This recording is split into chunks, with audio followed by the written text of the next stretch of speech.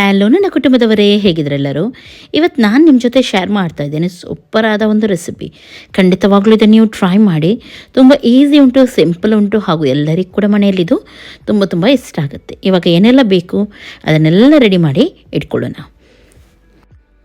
ನಾನಿಲ್ಲಿ 1 ಕಪ್ಪಷ್ಟು ಅವಲಕ್ಕಿ ತೊಗೊಂಡಿದ್ದೀನಿ, ದಪ್ಪ ಅವಲಕ್ಕಿ. ಅದನ್ನು ಚೆನ್ನಾಗಿ ತೊಳೆದು ನೆನೆ ಹಾಕಿದ್ದೀನಿ. ಇವಾಗ ಇದು ಸಾಫ್ಟ್ ಆಗಿದೆ.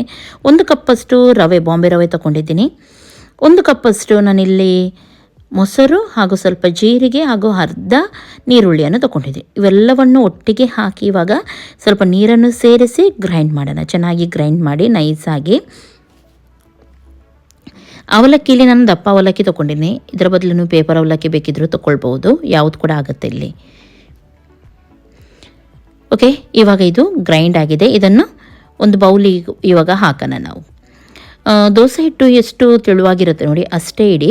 ರುಚಿಗೆ ತಕ್ಕಷ್ಟು ಉಪ್ಪು ಹಾಗೂ ಸ್ವಲ್ಪ 1/4 ಸ್ಪೂನಷ್ಟು ಸೋಡಾ ಹುಡಿ ಹಾಕಿ, ಬೇಕಿಂಗ್ ಸೋಡಾ ಹಾಕಿದ್ದೀನಿ. ಚೆನ್ನಾಗಿ ಇದನ್ನು ಮಿಕ್ಸ್ ಮಾಡಿ ಒಂದು 5 ನಿಮಿಷ ಹೀಗೇ ಮುಚ್ಚಿಡೋಣ. ಇನ್ನೊಂದು ಸೈಡಲ್ಲಿ ಇದಕ್ಕೆ ಬೇರೆ ಏನೆಲ್ಲ ಬೇಕು ನೋಡಿ ಅದನ್ನು ರೆಡಿ ಮಾಡಿ ಇಟ್ಕೊಳ್ಳೋಣ. ನೋಡಿ ಇಷ್ಟು ತೆಳುವಾಗಿದ್ದರೆ ಸಾಕು. ಇದಕ್ಕಿಂತ ತುಂಬ ದಪ್ಪನೂ ಬೇಡ, ತೆಳುನೂ ಬೇಡ. ಓಕೆ, ಇವಾಗ ಇದನ್ನು ಮುಚ್ಚಿಡೋಣ. ಇನ್ನೊಂದು ಸೈಡಲ್ಲಿ ನಾನು ಫ್ರೈಯಿಂಗ್ ಪ್ಯಾನ್ ತೊಗೊಂಡಿದ್ದೀನಿ. ಅದರಲ್ಲಿ ಸ್ವಲ್ಪ ಎಣ್ಣೆಯನ್ನು ಹಾಕ್ತಾ ಇದ್ದೀನಿ ಹಾಗೂ ಅದಕ್ಕೆ ಸ್ವಲ್ಪ ಬೆಳ್ಳುಳ್ಳಿಯನ್ನು ಹಾಕಿದ್ದೀನಿ. ಬೆಳ್ಳುಳ್ಳಿ ಚೆನ್ನಾಗಿ ಸ್ವಲ್ಪ ಕೆಂಪಾಗಲಿ, ಒಳ್ಳೆ ರೀತಿ ಇದನ್ನು ಫ್ರೈ ಮಾಡಿ. ಬೆಳ್ಳುಳ್ಳಿ ಬೇಕಿದ್ದ ಜಜ್ಜಿ ಕೂಡ ನೀವು ಇಲ್ಲಿ ಹಾಕ್ಬೋದು. ಬೆಳ್ಳುಳ್ಳಿ ಕೆಂಪಾಗಿದ್ದೆ. ಇದಕ್ಕೆ ನಾನು 3 ಟೊಮೆಟೊವನ್ನು ಹಾಕಿದ್ದೀನಿ, ಮೀಡಿಯಮ್ ಸೈಜ್ 3 ಟೊಮೆಟೊ. ಓಕೆ, ಇವಾಗ ಟೊಮೆಟೊ ಇಲ್ಲಿ ಸಾಫ್ಟ್ ಆಗೋವರೆಗೂ ನಾವು ಇದನ್ನು ಫ್ರೈ ಮಾಡಲಿಕ್ಕುಂಟು. ಇದಕ್ಕೆ ಇವಾಗ ಸ್ವಲ್ಪ ನೀವು ಉಪ್ಪನ್ನು ಸೇರಿಸಿ ಇದು ಸಾಫ್ಟ್ ಆಗೋವರೆಗೂ ಚೆನ್ನಾಗಿ ಇದನ್ನು ಫ್ರೈ ಮಾಡೋಣ. ಓಕೆ, ಇಲ್ಲಿ ಇವಾಗ ಇದು ಸಾಫ್ಟ್ ಆಗಿದ್ದೆ. ತಣ್ಣಗಾಗಲಿಕ್ಕೆ ಇಟ್ಟು ಮಿಕ್ಸಿ ಜಾರಲ್ಲಿ ಇದನ್ನು ನಾವು ಗ್ರೈಂಡ್ ಮಾಡಬೇಕು. ನೋಡಿ ಇವಾಗ ಸಾಫ್ಟ್ ಆಗಿದೆ ಟೊಮೆಟೊ, ಈ ರೀತಿ ಬರಬೇಕು. ಇವಾಗ ಇದನ್ನು ಗ್ರೈಂಡ್ ಮಾಡಿ ಆಗಿದ್ದೆ. ಇದಕ್ಕೆ ಸ್ವಲ್ಪ 1 ಚಮಚದಷ್ಟು ಚಿಲ್ಲಿ ಪೌಡರ್ ಆ್ಯಡ್ ಮಾಡಿ ಚೆನ್ನಾಗಿ ಮಿಕ್ಸ್ ಮಾಡಿ ಒಂದು ಬೌಲಿಗೆ ಹಾಕಿಡಿ ಇದನ್ನು. ಓಕೆ, ಉಪ್ಪೆಲ್ಲ ಕರೆಕ್ಟಾಗಿದೆಯಾ ನೋಡಿ. ನೆಕ್ಸ್ಟ್ ಕಾವಲಿಗೆ ನಾನಿಲ್ಲಿ ದೋಸೆ ಎಲ್ಲ ಯಾವ ರೀತಿ ಬಿಡ್ತೀವಿ ನೋಡಿ ಅದೇ ರೀತಿ ನಾನು ಬಿಡ್ತಾ ಇದ್ದೀನಿ. ತೆಳುವಾಗಿ ದಪ್ಪವಾಗಿ ಯಾವ ರೀತಿ ಬೇಕು ನೀವು ಆ ರೀತಿ ದೋಸೆಯನ್ನು ಬಿಡಿ ಇಲ್ಲಿ.